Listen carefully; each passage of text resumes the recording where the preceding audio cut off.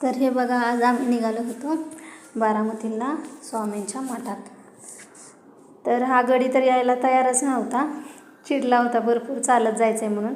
पुढे सिद्धेश्वराचं मंदिर लागलं, आम्हाला स्वामींना जायचं होतं. थोडं पुढं गेलो तर भयंकर गर्दी, आणि मग थांबलो आम्ही तिथेच नंबरला.